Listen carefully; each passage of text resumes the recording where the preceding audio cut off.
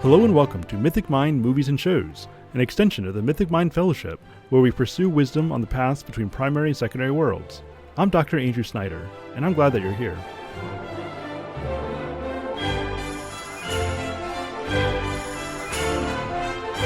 Welcome to Mythic Mind Movies and Shows. Today we are continuing with this new model of taking turns picking movies. This time Micah picked Godzilla Minus One, which I just mentioned I'm pretty sure it's the first Godzilla movie that I've actually seen. And it was good. I very much enjoyed it. But I'll save my opening thoughts for a moment because I think, Micah, this is your pick. I feel like you should take the opening statement here. So say a few words about this movie. Yeah. So I am not a Godzilla expert by any means. This is like maybe the second or third Godzilla movie I've ever seen. My first one was the horrible 1998 Godzilla with the raptors that wanted to be a Jurassic Park movie. But this is a very, very different movie from that one. And it's interesting because I don't think of Godzilla Minus One as a monster movie as you might think of it. Godzilla is there. He's very significant to the story, but he's more like a force that's interacting with the main character stories, and forcing them to confront some realities about kind of how they view life. And one of my favorite things about this movie, so it's made in Japan, and it feels very much like that when you watch it. And it feels almost like Japan having a conversation with itself, as far as like what kind of country it wants to be after in the follow-up after World War II. It doesn't necessarily confront so much the morality of why they went to war in the first place, but it does confront how they as a culture came to view the value of life.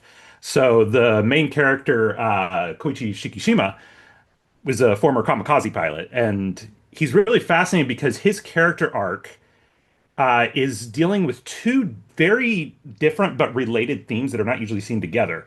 In that he is struggling with his own cowardice because he doesn't want to die as a kamikaze pilot. He just doesn't do what he's supposed to do. So he wrestles with that versus like the courage of like self-sacrifice, which is the opposing theme to cowardice. But at the same time, the movie's also struggling with the problem of devaluing life versus trying to preserve it because life is a good thing that should be maintained. And I think like the theme of the movie is probably best summed up by a quote from later in the movie by the scientist character Noda, which I'll just go ahead and read that here real quick. He says, "Come to think of it, this country has treated life far too cheaply. Poorly armored tanks, poor supply chains resulting in half of all deaths from starvation and disease, fighter planes built without ejection seats, and finally kamikaze and suicide attacks. That's why this time, as they're going to confront Godzilla, I'd take pride in a citizen-led effort that sacrifices no lives at all. This next battle is not one waged to the death, but a battle to live for the future." And I think that encapsulates kind of what the movie is going for. And I'll let you guys speak to your thoughts on it, but I think that's what's really interesting is seeing those pairings of themes together. Like you don't want to be cowardly, but you also don't want to devalue life. So where do you meet in the middle of those two opposing lines to have the right view of life and how we conduct ourselves against really terrible challenges? Yeah, there's a good opening thoughts. And I actually just finished the movie like 20 minutes ago. So my thoughts are maybe not well formed, but they're at least fresh. And I can say that when I first started watching this movie, not really knowing anything about it other than the fact that obviously Godzilla's in it, I was thinking at the beginning of the movie, okay, now, am I, as an American, am I supposed to be sympathetic that this guy didn't kamikaze Americans? Is that what's going? But obviously, I mean, there's more to it. And I think that you hit that really well. That ultimately, this is about a guy coming to terms with the value of life, I suppose, or figuring out what is worth living for. Because initially he doesn't do the kamikaze thing, which, okay, separating out from the fact that again he's kamikazing us, looking within the perspective. I mean, obviously he was afraid to die, and then he freezes up again on the island that he went to, claiming his plane was not working right, and then Godzilla comes and they say, okay, shoot him with the guns, and he just can't do it because he's just so afraid. He's such a coward, and so now he's been doubly dishonored by himself at the very beginning of the movie, and that's the war that he continues to deal with, and that's how they frame that he's still at his own war for significance, meaning, purpose, something like that. And ultimately, the Godzilla, as you said, he's not so much a physical monster, although he is that. More significantly, he's the archetypal monster that everybody has to deal with. Of where do I stand before fate or ultimately death, I suppose, which is going to wipe out mortal lives, including my own. And so the question is, how do I relate myself to that? And ultimately, I mean, maybe I'll save my conclusion for where I think this does really well because it's just the end of the movie. But yeah, so maybe I'll pause there and we'll hold the conversation a little bit. Thomas, you haven't been here for a while, and I know that you are really into Godzilla, and so I'd love to hear some of your thoughts on this movie. Yeah, I've been a fan of Godzilla and other giant monster movies since childhood. My mom was a fan in her childhood, so she introduced me to these movies, and I grew up with them. I love how the franchise, there's basically a Godzilla movie for everybody, no matter what kind of movie you like. And there are, of course, like the ones that everybody makes fun of, the very campy sort of, a guy in a rubber suit, Godzilla films. And of course, the new American Godzilla films are unashamedly campy, and I love that about them. But what made this film so spectacular for me is that it went back to the roots of this series and to the roots of Godzilla as a metaphor, not only for the atomic weapon and the atomic bombings of Hiroshima and Nagasaki, but as Micah said, a metaphor of Japan's conflicting feelings about itself as a nation and a culture in the wake of the Second World War. It's trying to come to grips with both the horrific violence inflicted upon it by a vengeful United States and also the horrific violence that it inflicted in its imperial campaign of conquest. And I thought this film, as soon as I saw it, as soon as the credits rolled, I turned to my brother who was with me in the theater and I said, this is a movie that I need to review and I need to review it right now. So of course I wrote a movie review of it because I said like it was just something I knew I had to share with other people. And honestly, it was the kind of film that I wish the last Japanese Godzilla film that was distributed in the United States, the one before this, Shin Godzilla. I was actually not, most of the fan base of Godzilla loved Shin Godzilla, but I was kind of the odd man out in not really enjoying it. This was the film I wanted Shin Godzilla to be. That returned to the roots of the character and really exploring the human drama. Because in most Godzilla movies, the humans are ancillary. They don't really matter. They are just there to provide context for the monster battles that intermittently take place. But this is a movie about characters, and our main character, Koichi, at one point in this film, it's during the scene where Koichi has that kind of attack of like depersonalization. He has this traumatic attack where that point where he's saying to himself, I'm a ghost. I'm a ghost. The acting was so raw and real. I forgot I was watching a movie with subtitles. And that's how effectively I think this film works. And the fact that it was released again in American theaters in black and white, this film took off with a wider audience more than Shin Godzilla did. And I think has really reintroduced the character to American audiences even more than the current American film series is doing. I love that they both exist, and I love that Godzilla is kind of experiencing a renaissance. Yeah, and I'll include a link to that article that you wrote in the show notes. I haven't read it yet just because I just finished the movie, but I definitely look forward to seeing your insights written out on that. And as you said, it definitely is a movement to metaphor. I mean, not having the Godzilla corpus behind me, right? Not literally in your case, I suppose, but not metaphorically having that behind me. I could see how easy it would be to give like an origin story and make it like a comic book type of antagonist here. But I really like that they never get into the question of like where Godzilla even comes from, which really I think connected to that archetypal reality that it's just Godzilla just is. Right? It is that you have to confront, and there's no point in questioning why. It's just what are you going to do with this? Um, so yeah, look forward to seeing more of that. Ian, tell us something. So I am not a Godzilla or large monster fan. I distinctly remember being told that Pacific Rim is a great movie, and I went to see Pacific Rim and I hated it so much. Um, and then I saw the 2014 Godzilla by the Rogue One director guy. And I thought that was actually a pretty decent movie. I thought it had a somber tone, good actors, a decent script. But it was a lot of talent that was ultimately not saying very much. So I'd watch the rest of them as they got progressively sillier and sillier until you get to Godzilla X Kong, the New Empire, where giant monkey, giant dinosaur teaming up to fight evil giant monkey, evil giant dinosaur.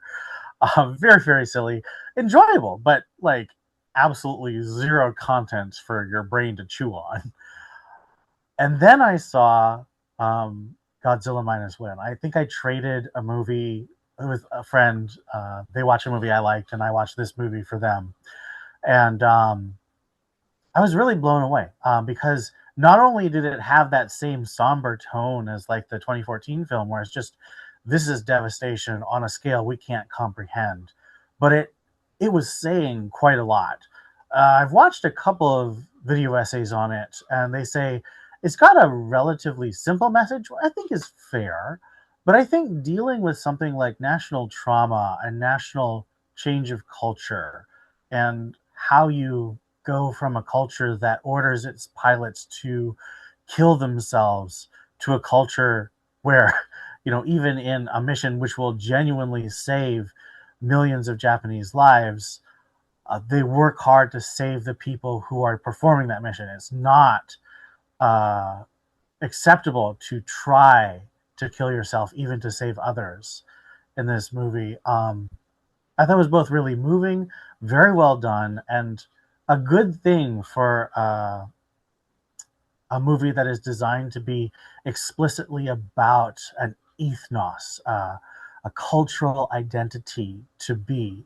I mean, it's very patriotic in the sense that the Japanese people are portrayed as possessing great qualities of virtue, but it also is very critical of the way the Japanese people have allowed themselves to be governed and to govern themselves and to embrace values. Um, if you talk to anyone from non-Japanese Asian countries right now, they will tell you that Japan is still a very evil country, and I am both quarter Japanese and quarter Chinese, and so my grandparents went through this racial animosity with their families towards each other. It was a very difficult marriage because their families felt this racial animus towards each other. And so I do think Japan has more self-reflection, but I think so do all the other countries in the world. Uh, Certainly America does, China definitely, Korea, both Koreas. I mean, all the countries are made up of people. And so self-reflection is something that I think is something we should all encourage in a culture. And I think Godzilla Minus One really encourages self-reflection in a way that few movies do, and that's why I really value it. Yeah, it's definitely significant that it was the civilian force that was willing to stand up to Godzilla versus the organized military or something. That they definitely are making a point there about, and as Micah quoted, yeah, the idea that unlike what we've been ordered to do, we're fighting for life and not for death or something of that nature. All right, David. Yeah, well, my wife grew up loving Godzilla movies, so she kind of brought me into the uh, Godzilla appreciation. when we were teenagers, and so I've seen uh, all of them that I can think of. Yeah, and I'm with Ian. The new American ones are fun. It's fun that we've gotten to the point where we can have those kinds of movies. But like Thomas said, people in Godzilla movies uh, generally just serve to look off the camera, shocked at what they are seeing, and you're here for the action. And so that's what's so different about this one is that it is a human story, and Godzilla really kind of serves to signify Koichi's survival guilt and his cowardice, like this monster that he can't get away from. He's constantly being reminded of it. And I mean, I think it was like you said, Andrew, it was cowardice that kept him from firing at the beginning. I think of C.S. Lewis saying that what was he saying? Something about how cowardice is the only sin that you can't even enjoy while you're doing it. Um, and but I think not wanting to be a kamikaze pilot, that's more of a failure of the ingrained patriotism and emperor worship and the Japanese sense of honor. And I think the story is kind of saying, look, they never should have asked that of our children, you know. They were literally throwing their children at American battleships because they were getting desperate. And I went to Pearl Harbor a couple of years ago and I toured the USS Missouri, and it was actually hit by a couple of kamikaze pilots, but it survived the damage. And later that was where the Japanese officially surrendered, was on the deck of the Missouri. But you can read letters, final letters from kamikaze pilots that are on display on the Missouri. And, you know, some of them read like propaganda saying how honored they are, you know, that they get to die for their emperor. But most of them, they listed regrets, you know, books they wish they'd read, places they wish they'd seen, girls they wish they'd told how they really felt. And that was just heartbreaking to me. You know, these were real people. These were children, basically, who were sent out and told that they were doing a great thing for their country, and that he feels shame for having not, you know, died in vain, basically, for his company is a sad part of that. But also, I've been to Japan twice, and I've taken tours, you know, where Japanese tour guides are talking about the war and things after the war. And in my experience, most Japanese don't defend or support the imperialism that led to World War II, or you know, the their occupation of Korea and China and things like that. But uh, another movie that deals with those kinds of aspects is Letters from Iwo Jima, if you've seen that. There's Flags of Our Fathers, and then he made Letters from Iwo Jima, which is the Japanese viewpoint of the exact same events. That's kind of worth seeing. And you can see that they're just kind of left abandoned to the Americans coming, and they're like, good luck, guys. Throw yourself on a grenade if you need to. But anyway, I I just love how they portrayed this. I love that it was a Godzilla story that actually is more about the people than the monster. And you know, the original wasn't a period piece. It came out in 1954. So it's kind of neat to make a prequel to that now that is a period piece. And yeah, I'd only seen it once and I watched it again last week in preparation for this, and my wife and I we agreed we liked it even more on a second viewing. I'd like to chime in here and say that the diptych of Flags of Our Fathers and Letters from Iwo Jima is really worth watching, and it really does pair well with this in showing the difference in culture between the U.S. and Japan before the war and after the war. I will say, as David was saying, that on one hand, the kind of backing out of the abandonment of this kamikaze plot, while it's kind of cowardice. I mean, it's cowardice within the context he's given, but the context he's given is wrong, right? And so that really gets it gets totally subverted by the end, because it's when he's finally prepared to lay his life down that he gets it all back.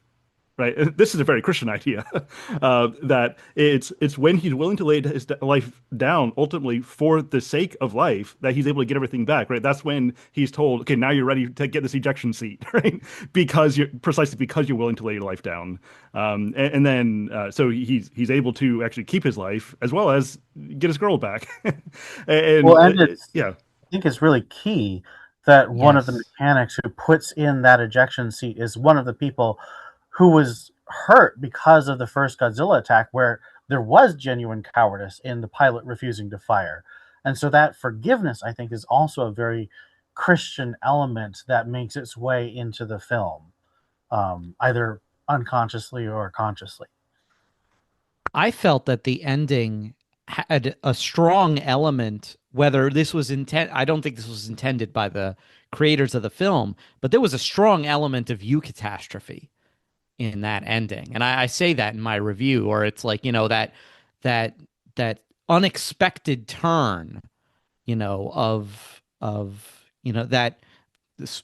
spoiling the ending of the movie, people we thought had, or a significant person to Koichi who we thought had perished is alive, and that moment of realization was a using of eucatastrophe that I have not seen in many science fiction films besides this one. And I just thought that was, it was just remarkable ending to the film. yeah. In a different kind of ending, I think it would be a cheesy move to have her just reappear when it clearly looked like she had died. But in the context of like what this movie is doing, I'm totally okay with it, and I think, as you Yeah. said, I think it Hmm. works really well. And I think it's valuable that he chose to live before he knew she was alive. That it Hmm. wasn't because of her that he was able to overcome his trauma and his guilt and regret. Um, that maybe he was choosing for the little girl Yeah, I was about to that say you needed could a argue it was for father. Kiko. Right. Right. For the But that future. it's just kind Yeah. of the icing on the cake for him after he makes that decision. Yeah. Yeah, and I think you made a good point earlier, David. This is slightly off this tangent, but that there's kind of an exploration of what is honor in this movie. Because honor, as I'm sure you all know, is like very important in Eastern cultures, Japan especially. But different places and different cultures have slightly different ideas of what honor means. And during World War II, honor was dying for the emperor, like, and they radicalized themselves with that notion of like, I have to be honorable, I have to be honorable. And so Koichi is struggling with feeling dishonorable because he wasn't going along with what he thought he was supposed to do. And the movie is over the course of the story is exploring no, the honor is not necessarily dying for something. Like maybe in some circumstances you might need to, but if you can survive to live for something else and keep going through life while still accomplishing goals that need to be accomplished, then that's actually more honorable. And so that's kind of part of the conversation with itself, or Japan's conversation with itself that feels like it's going on in this movie. Yeah, and when he comes back and they know he left as a kamikaze pilot, his neighbor there is shoving him and saying that it was his fault, basically, that they're dead and you're alive and you should be dead. I mean, and she comes around eventually. She's just grieving, all the victims of the fire bombings there in Tokyo. But there's the famous Japanese adage of the nail that sticks up will be hammered down. And that I think is kind of left over partly from this imperial era where if you do what is expected of you, don't do anything to stand out. The honorable thing to do is if someone tells you to go and crash your plane into American ship, you do it. So yeah, it was wrong that his government put him in that position, but he feels guilt because it was technically his obligation. I think there's also an interesting exploration of like where there's a lot of bitterness toward that the war happened in the first place in this movie, which I think is most obvious. I had to look up the character name. I think it's Seiji. No, not Seiji. It's Shiro Mizushima is one of the mine boat guys who says at one point like, "I wish I could have gone to war. Like it's a shame it didn't go on long enough." And then like I forget if it's Shikishima or the other boat guy, just like grabs and says, "You have no idea what you're talking about. It is good that you didn't go to war." So that's like asking him to rethink his understanding of what honor means. Andrew, did you watched the dub, right? Yes, yes. Yeah. I actually watched the dub both times. I think it's a fairly good Oh wait, dub. actually no, sorry, I did not. I did the subtitles. Oh, well, I'm proud of you. Good job. I Thanks. am That's why curious I how do it. good the Thanks, dub Dad. is. I'm It's curious how good the dub is, because I Yeah. hear it's not bad. I think it's decent. This is one of those cases though where it's like for me, it's like, well, this is about Japanese people in a very Japanese historical setting. It feels weird for me to watch a Yeah. dub, but I My, that doesn't my mean it's wife bad. just really doesn't like reading subtitles, so we went with the dub both Mm. times. It can't be as, there's some infamously bad Godzilla dubs from decades ago in previous films. It can't be as No. it can only go up. Yeah. But I know we've hit on like the main beats of the story. I mean, but is there? I mean, is there anything else that we haven't hit on that is that you have in mind? Oh, really small thing. This is like going to be like an insanely like nerdy thing, but that prototype airplane that they use for the final mission is a real prototype, that prototype aircraft that the Japanese built towards the end of the war and never got to use, the Shinden. And in fact, the prop used for this film was the full size prop. It's now the only full size reconstruction of the Shinden that exists. So after this film, they gave it to a Japanese Air and Space Museum to actually display, which I thought was really cool. I'm a World War II geek, so it was really neat to see a very obscure aircraft take a prominent place in this film. There, That is I cool. I did not know that. yeah, yeah. And so, like, relating to the plane, that reminds me of something I thought was an interesting artistic choice. Was that you only see Koichi in a plane twice, as I recall, in the course of the entire movie. So you see him at the very beginning when he's coming in, when he didn't do his kamikaze flight. He hops in a plane long enough to think about shooting Godzilla, but that doesn't really count because he doesn't fly it. And then it's not until the very end when he's flying to confront Godzilla again that you're seeing a second flight. So it's almost like it feels almost like part of his redemption, and kind of that notion of like, is his war really over? Where like he has to come to terms with what he's willing to do and that he's willing to like face this life or death decision before he can get into a plane again, which was the place of like his shame at the start. So there's lots of fun artistic choices in that movie, and I thought that was one of the more interesting ones. I really appreciated the way that it constructed a coming of age story for both our male and female main characters. So both of them are thrust into the responsibility of parenthood with this orphan baby that neither of them has to. And so obviously it's a very appealing thing that both of them commit to it. But you also see them both really struggling because neither of them are really adults. They may be physically adults, but they're so traumatized and they've lost their entire support structure. And seeing them rebuild that support structure, come of age, become mature, overcome the nervousness of, oh, I don't know if she likes me. Can I be vulnerable to say I like her and I want to commit to her? That I think was really beautifully done. And you come to like them so much in their struggles that when you think the girl has died, it's really devastating. And I'm honestly quite I could see the movie still being very satisfying with her dying, but I'm really glad they didn't go that route because it was already a very dark film. And so having that lightness really balanced it out for me that way.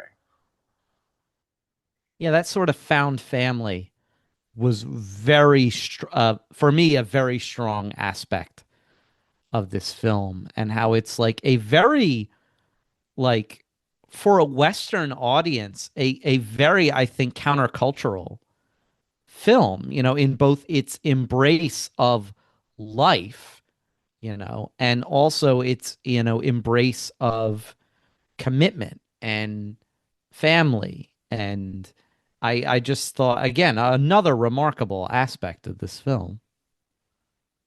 And I think That's it one is. thing Go ahead. I was just saying that's one thing I like about a lot of Japanese stories in general. It's like one reason I've been watching a lot more anime recently, is I feel like a lot of Japanese story themes have significantly more value placed on family than a lot of Western content. Um, Mm. it's like I'm trying to think. Like there was one anime. I won't go into like what it is or what story that one is, but like I remember there was one where this kid had wanted to do something and his parents didn't want him to do it. And in the Western trope, the parents would be made out to be bad guys that the kid rebels against and goes does what he wants anyway.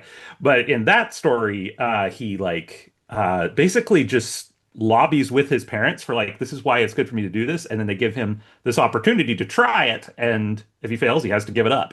And but he's able to succeed, and so they agree to support him, which is again, it's like he still gets what he wants, but the family is still considered pretty primary there in Mm. expectation. And here it's like, although it's a found family, it does result in what we would understand as a real family, to where it's like they're finding out that they like each other and might want to get married. Who knows? They take their time figuring that out, but there's that sense they're having the mother and father archetypical roles, and that child they are raising as their own, and it's adoptive, which is also a Christian theme, incidentally, but it's still very much a family value setup. And Yeah. part of him overcoming his cowardice is realizing he will be a part of that family. It's like he's thrust into it and he's forced to kind of learn and cope with it, but he comes to value it. And that's kind of goes hand in hand with the notion that he needs to preserve his life so that he can fulfill that responsibility. Yeah, that Yeah. emphasis on family commitment to each other, to the child, it really adds to the just the robustness of the very pro-human life philosophy that we get in this movie.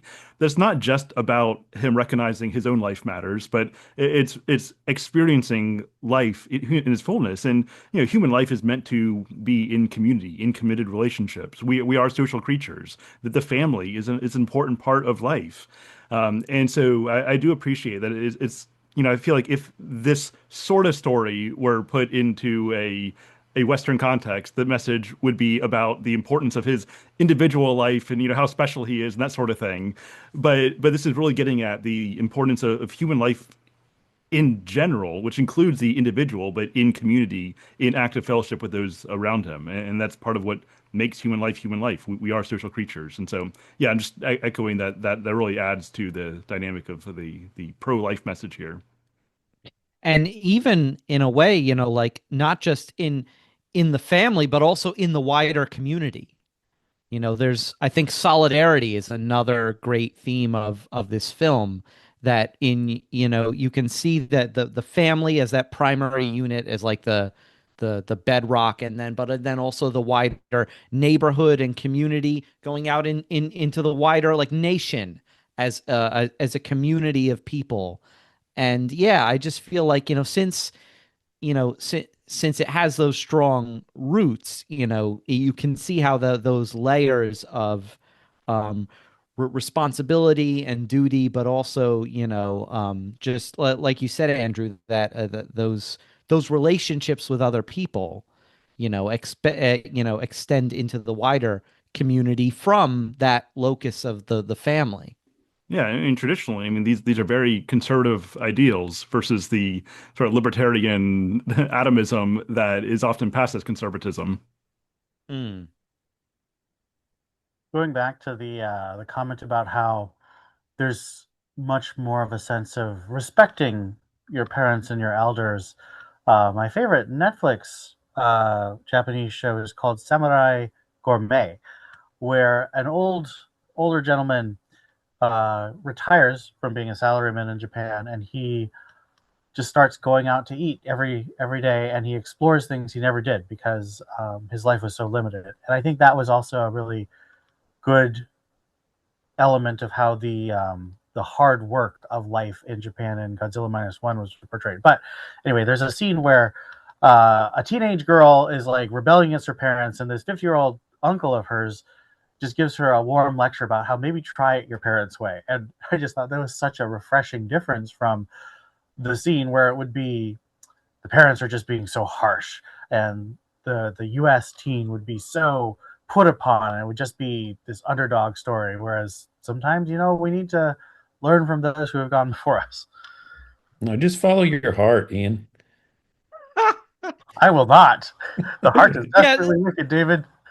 yeah, it's very much the opposite of the standard like Disney Renaissance trope, right? Where the like, everyone thinks of like Ariel's father, right? As like the, that a stereotypical like overbearing parent limiting the child's like, freedom and self-expression and all that stuff. Like, yeah, it's a very, as I said earlier, very different take than what we would get. And see, now I have the image of in my mind of Disney's Godzilla, and that's what that would look like. Speaking of Godzilla, the character, Mm. so I know we talked a little bit about this earlier, like that really it is more about the characters, but the way Godzilla is used, like I'm still kind of turning over in my mind. So Godzilla doesn't feel like so much a character himself. Like I said earlier, he feels like a force. Um, and again, at the risk of bringing too much into like other media, it reminds me of all things like Chrono Trigger, the video game, where Lavos is the villain, but he's just this big monster, right?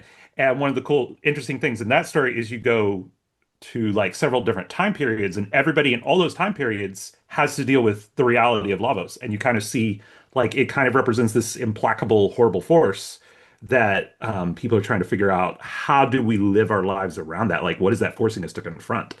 And I feel like that's kind of how this movie is using Godzilla in the same way. Like we were talking about, like he kind of represents like that force that's forcing us to confront between life and death. Like he does represent like the horrors of like the atomic bomb, right? That's kind of always been the case. But that part is more in the background here, other than that, like that one scene with his atomic breath, which is quite spectacularly powerful. And so you do feel like them kind of reliving what happened in World War II in that scene.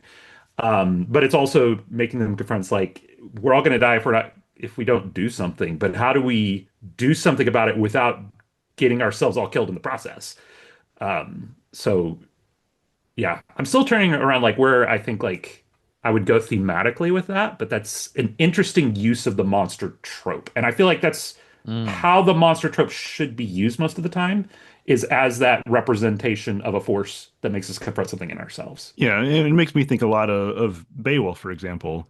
I mean, when the dragon is introduced, which we're it's kind of hinted at, but we're never really told exactly where the dragon came from. The important part for the story is it's pretty much always been there under Beowulf's feet, right? This is the monster that he doesn't go off, across the seas to fight. This is the monster that's always lived under his feet from before his birth. It's always been there, and I'm not an old English expert or anything, but I recall reading that at one point, the dragon is described as something like an anxiety monster, or something like a literal translation. And so he's obviously this is not a speaking character. This is not even like a Tolkienian dragon. This is just the force that Beowulf and by extent all men have to face, right? It really is the stand-in for fate. And I agree with you that as far as a like monster focused story goes, that's the best use of the monster. That it is the archetypal monster, I suppose, the psychological existential monster. Yeah, Godzilla is like the archetypical dragon. Right. He's giant, scaly, breathes fire. He comes out of the ocean like a lot of dragons in different mythologies actually do, because the ocean being a representation of the untamed, primordial chaos. And yeah, that's what he is in this. He's implacable. You know, weapons are toys against him, unless you discover his video game weak spot in his mouth. But So very Star yeah, Fox. yeah, but otherwise, he's this implacable force. I mean, in one of my other favorite Godzilla movies, in the American cut of Godzilla 1985, he's described as a hurricane or a tidal wave. In other words, Godzilla is not attacking people maliciously. He's just doing what he does. He's a force of nature. He doesn't have it out for you. He's not destroy all humans. You're just in the way, and you just happen to be there while he's, or that he's acting out of some sort of like, animalistic territoriality or is so like, yeah. I appreciate the films where Godzilla is a character, but I feel like in this film he needed to be that primordial force. Yeah, during the 60s and 70s, at the height of his popularity, he did really kind of become Earth's defender and had Mhm. like the goofy dancing jump thing he Yeah. would do. Like it was a very different thing. I And it's mean, that's become basically what the Warner Brothers movies too. right. It's Yep. kind of Mhm. become that way in these modern American ones as well. But I do love, just kind of as an aside, that even in this age of incredible special effects, that for Godzilla to track as Godzilla, he still has to look like a man wearing a rubber dinosaur suit in his build, which I appreciate. Right. That's very true. Yeah. Yeah. And by the this film did win the Oscar for best special effects. And On a very small budget. right, yeah, and the effects are phenomenal. I do like that meme that says like um uh Godzilla won his first Oscar at 70 after making like 30 something films. Never give up on your dreams. Which is like it's just a hilarious meme. But yeah, the effects in this movie so well deserved, that if you've seen the video of the effects team learning that they've been nominated for the Oscar, like the absolute joy among those people who surely, put in an incredible amount of work, like even something just like the water effects. Godzilla moves naturally in water in this film, and the way water reacts to his passage I was so impressed by this movie. Yeah, and Ian makes a really good point that this was like a really low budget movie compared to what we're used to. And I mean, I know there's lots of discussions been had about this, but like it shows like your budget does not directly correlate to the quality of your movie. And we have this problem in Hollywood where they just throw more and more money at things, but they don't like always have great writing to go with it. And so it feels kind of like this huge waste. So I'd much rather things like this where like there's real heart and real vision behind what they're creating. And they efficiently use the resources they have to make it. I will say, I think that there's certainly a lot of structural problems with Hollywood and how it creates movies. I still think there's a lot of movies that have heart and vision that get through, but I would say it would be different if we were in Japan and we saw all the movies, because the stuff that gets out from the Japanese cultural bubble, they don't let a lot of things get out of their bubble. The stuff that gets out tends to be the highest quality stuff. So I think we have a little bit of selection bias when it comes to that. I think there's plenty of animes, plenty of live action schlocky movies that really don't say that much. We just happen to get the ones that kind of stood the popularity test. Yeah, that is a fair point. Well, I'm very glad this one escaped containment and we got to see it. Oh yeah, I'm very grateful. I am glad to finally see a Godzilla movie that kind of gives me a window into why people care so much about it. Like I don't think if I went back and watched the ones where you can really tell it's a dude in a rubber costume that would quite work for me. But I think after seeing this, I could have new eyes on that kind of movie. So Thomas, what is the best Godzilla movie? Ooh, best or my favorite? I'll, Because I'll say your favorite. okay, my favorite is probably Godzilla 1985, the American cut. Now, I know that is going to be controversial in some circles of fandom because the Japanese cut of that film is objectively the superior movie, but I that was one of the first Godzilla movies I saw. It's a direct sequel to the 1954 film, and it's a lot like this movie. It's very dark, very somber. The human characters aren't just throwaway characters. They're more kind of they are functional in that they move the plot along, but you spend a lot of time with them. It's also a very Cold War movie. I mean, it's made at, like the height of the Reagan years in 1985, so there's a lot of US Soviet machinations having to do with Godzilla, which make it actually a very interesting international political thriller.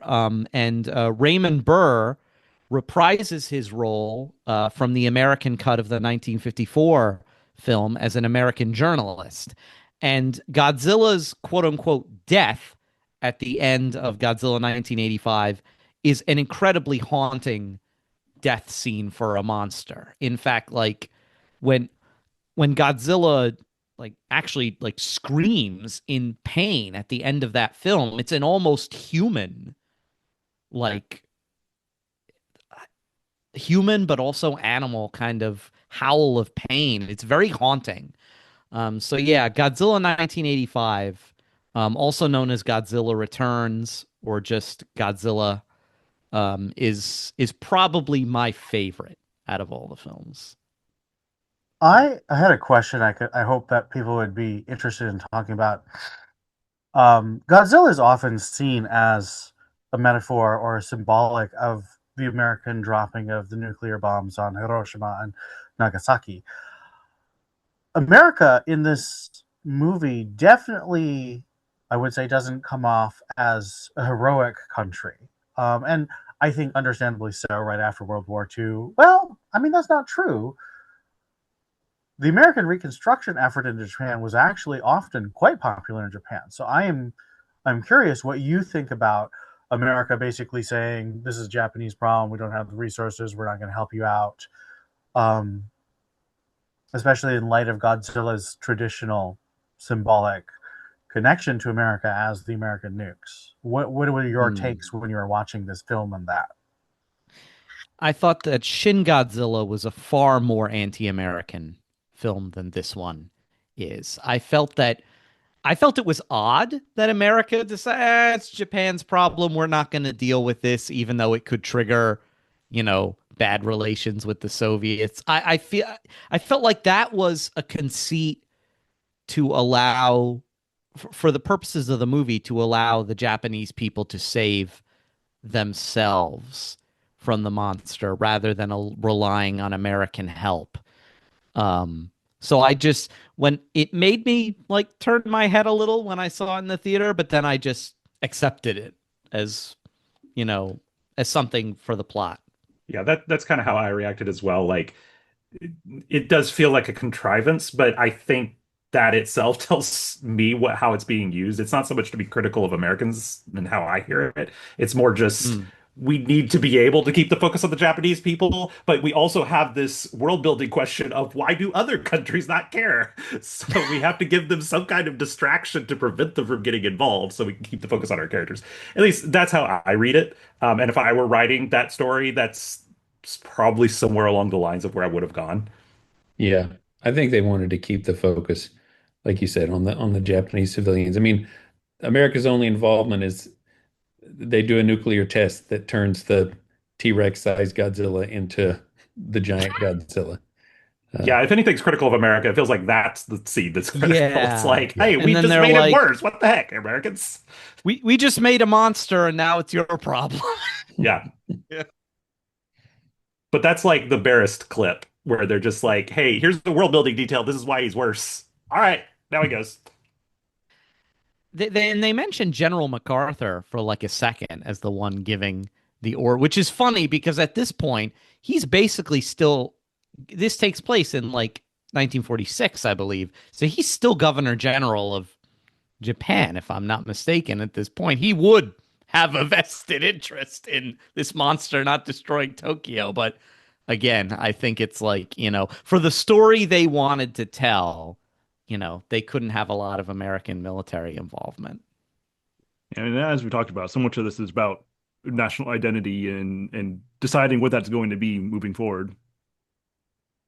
It was funny to hear MacArthur talking about Godzilla. I enjoyed that. Yeah. That would have been entertaining in some weird real life scenario to see how MacArthur would handle Godzilla.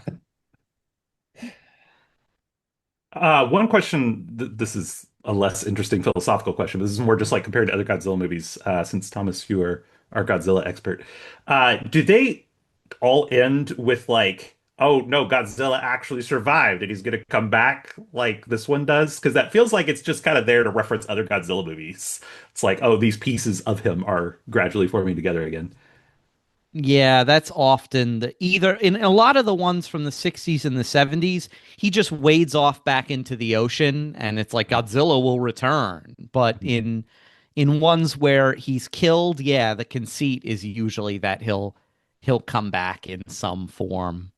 Yeah, Yeah, I wasn't surprised by that. And I know that the sequel is actively in development. I don't think this movie needed a sequel, but you won't see me complaining. So I mean, when movies are successful, what are they calling it? Godzilla minus zero point 0.5 or something? Godzilla minus zero, I think it Oh, is, okay. right? Then it's Yeah. just Godzilla because minus zero is the same number. Like, Minus but one I guess plus too many one. movies are just called Godzilla. Godzilla yeah. minus minus. In most Godzilla movies, he's not the villain. He's the hero. Hmm. Um, and he does actually die. We're wading off into other stuff, but in Godzilla versus Destroya, he's like going into thermonuclear meltdown by the end of that Yep. movie. But Godzilla has a son who, of course, takes over the mantle by then. So, uh, Yes. There's Yeah. a Godzilla Junior. I did not oh, know there's, that. There you, is. That's what he's called. That's Godzilla yeah, Jr. amazing. yeah. I bought my wife an original poster from the 1960s or early 70s of Godzilla. Son of Godzilla was the movie, and in America Hmm. they called him Godzuki. But he blows these atomic Right. smoke rings, and yeah, it's just they wanted to add something cute to the Godzilla movies. There's nothing cuter than atomic smoke rings. No, he's And just again, trying to that could copy Daddy, and he just breathes these little smoke rings out. Just like Gandalf. I know. I was yes. literally just thinking of Gandalf. I was like, I know it's completely unrelated.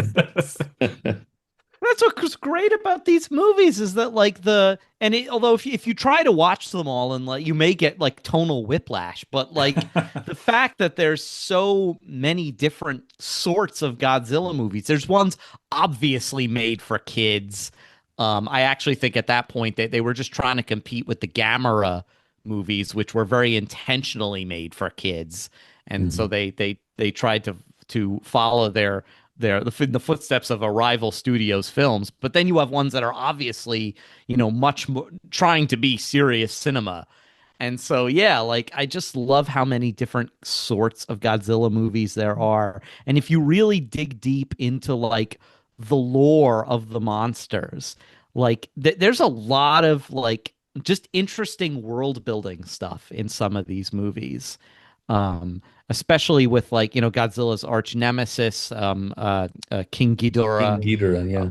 Yeah, of him as like this apocalyptic monster from outer space, just in almost in like a Galactus way, laying waste to planets.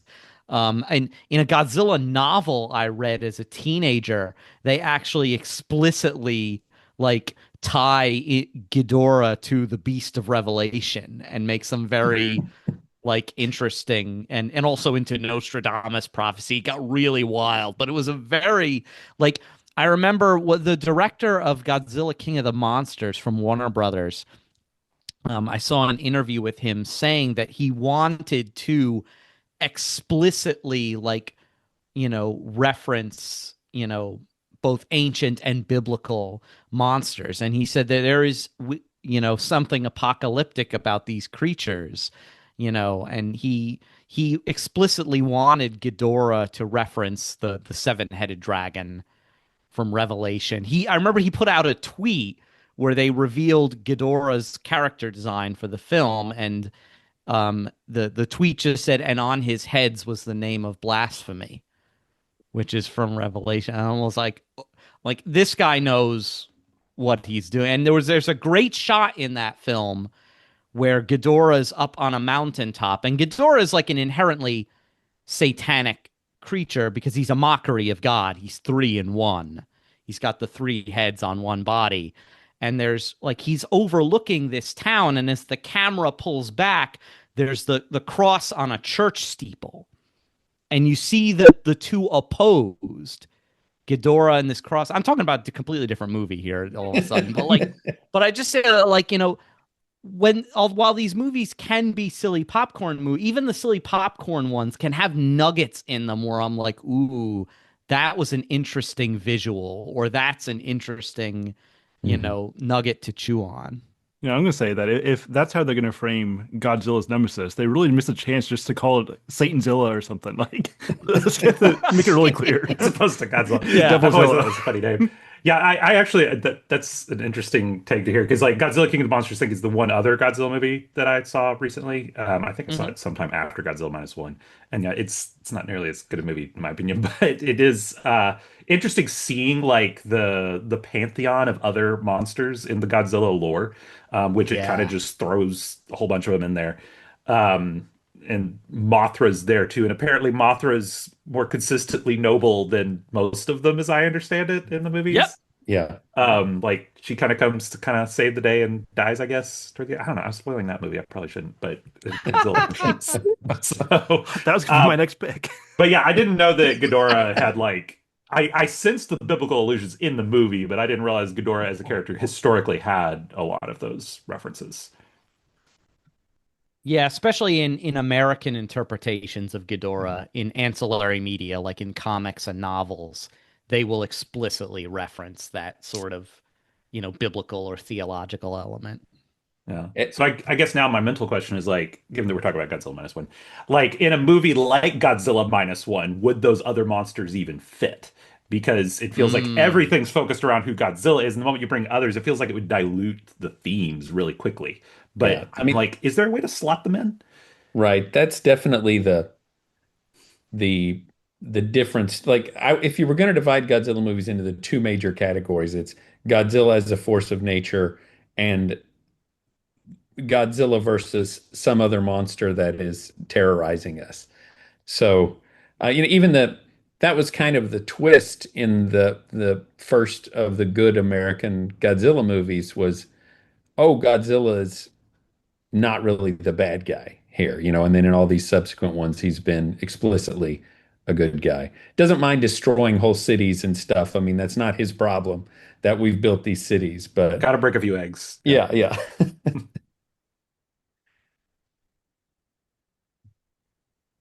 Yeah, it makes me really curious as to what they're going to do with the sequel. And, I'd love to be surprised, but I question how it can be good and not erase the significance of the first one.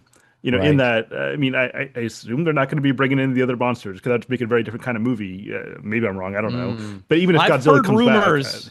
back, I've heard rumors that they are bringing in one of the other monsters. I don't Yeah. suppose we know which one.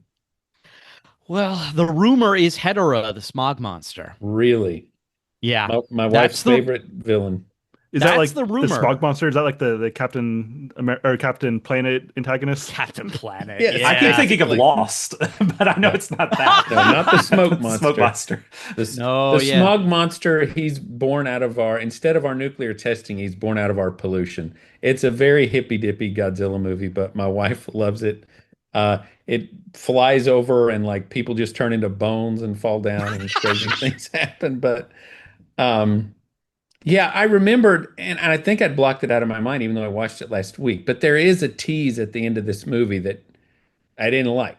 Like Yes. you see something happening and you're like, what? What is that? Just, yeah.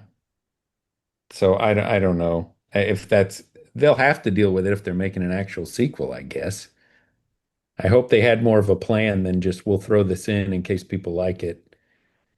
Yeah, I mean, it doesn't seem like they're rushing it through production. So I'm hoping that they had a really good script and then thought through it because this movie just felt like it had a lot of integrity, just a lot of thought and consistency.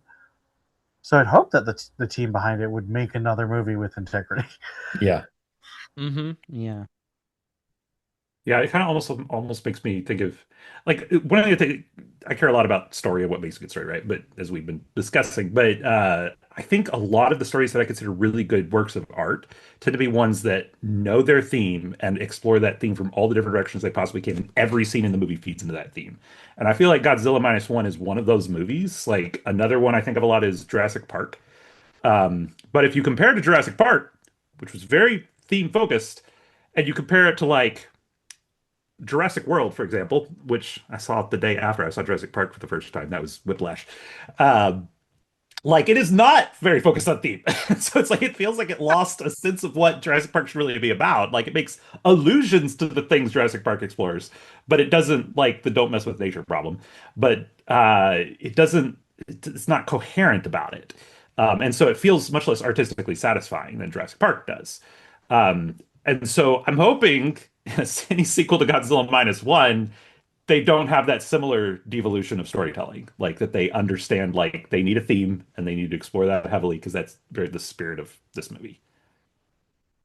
Yeah, that they don't feel the need to, we really got to raise the stakes this time. I hate it when that kind of thing happens. Like all of the Marvel movies, although I enjoyed them, they just become a blur after a point where I can't remember any details. They'll bring in some character that they expect me to remember, and I don't even recall having ever seen them. I felt like, yeah, they just kept raising the stakes so much that they couldn't really surprise us anymore. So I think there's a value in keeping things as minimal as you can to, like you said, focus to tell the story that you want to tell. Yeah, there's a real danger in like the making things more epic path that long-running franchises, particularly like your superhero and fantastical stuff, like to do, where you make the things bigger and more spectacle, but you it's very hard to keep like the sense of like emotional stakes going at the same rate. Right. You tend to lose sight of your character arcs very easily that way. And I think like I know there was a discussion I listened to a long time ago about like uh, what are the themes of epics? And one thing I remember, I think it was an interview with like someone, Brian Godawa, I think he's a movie director, and he said like one of the big themes of of a lot of classical epics is basically transcendence and things like civilization versus barbarism and that sort of thing. And those themes work well at epic scales. But sometimes more human stuff, like family, doesn't easily adapt. It can. You have to be very skillful about it, though. And I like the intimacy of the Godzilla Minus One story is part of what makes it work. And it's epic as far as having Godzilla in it and them having to deal with him. But they manage to keep the focus pretty intimate in the process. So if you scale things up and you start getting more and more characters involved, that can be lost and diluted very easily if you're not careful. Yeah, I mean that's the problem with any major media of the question of, on one hand, we want to tell an artistically valuable story, but also we want to make money, and sometimes those things don't necessarily go together compatibly.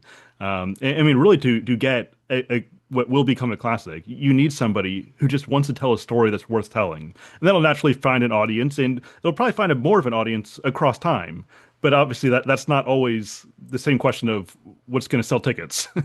And it's easy to go from telling a good story that stands out like this to now let's sell some tickets.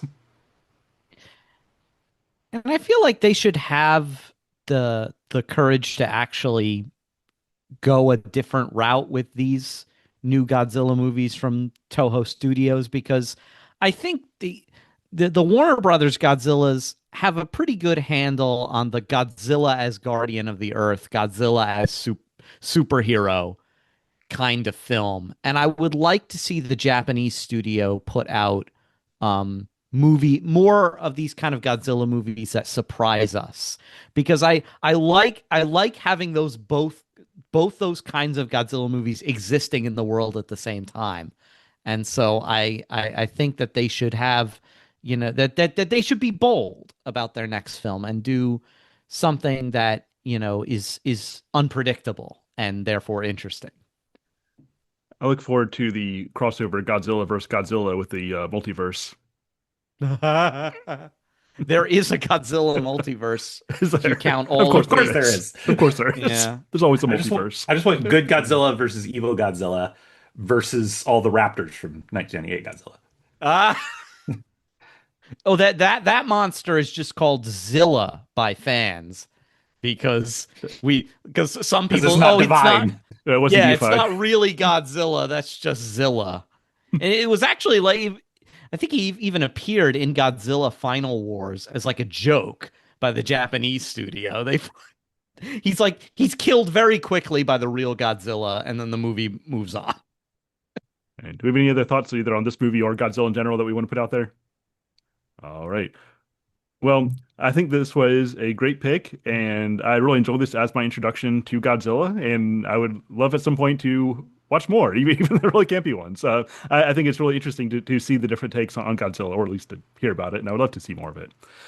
All right, so moving forward, for deciding who's going to pick the next movie, got my random number generator here. I think we decided that David and Micah are out this time. I just mashed your names together for a second there, but you guys are out this time because you already picked, and so we'll just go with got 1 to 3 for me, for Ian, and for Thomas, and whoever gets it gets to pick the next movie unilaterally. All right, let's see.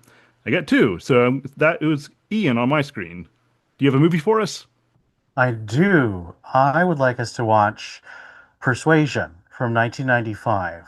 It's based on the Jane Austen novel. It's actually free on YouTube with ads if you don't have access to a DVD like I do. But I was thinking about movie options and I saw that it wasn't available. And this is directed by Roger Michell, who's also known for doing a lot of different movies, but Notting Hill, Changing Lanes, bunch of other movies. But I think it's one of the most thoughtful adaptations of a Jane Austen novel and is also very visually splendid. So would love to talk about that with you guys. Cool. And after that, we'll kind of merge these themes together and do Sense and Sensibility and Sea Monsters. Yes. I have watched Pride and Prejudice and Zombies, and it is a shockingly good movie. The movie is actually quite enjoyable. The book is trash. The original Pride and Prejudice is a masterpiece. Pride and Prejudice and Zombies, they just took the book and put in really dumb zombie stuff. But the movie, they actually rewrote it for a new plot. So that was worth watching. Now, to clarify, we're not watching Pride and Prejudice and Zombies. We are watching Persuasion from 1995. Really All right, cool. clarifying. I look forward to it, and we'll get there in a couple weeks. But thanks for showing up for this one, and I'll see you then. Thank you for listening to Mythic Mind Movies and Shows. If you enjoyed that conversation, which I assume that you did if you're still listening, then make sure you are subscribed to my YouTube channel or the Mythic Mind Movies and Shows podcast, so that way you don't miss the next one in a couple of weeks when we take a look at the 1995 adaptation of Jane Austen's Persuasion. And if you'd like to join these conversations, then become a patron over at patreon.com/mythicmind. Even just $5 a month will provide you with all 3 Mythic Mind podcasts, early and ad-free in a single feed, and also the ability to join us in any of these recorded conversations that we do for any of the shows. The next thing to come out from Mythic Mind will be on the main Mythic Mind podcast as we take a look at Book 6 of Paradise Lost from Josh Traylor's Paradise Lost course. And so I will talk to you then.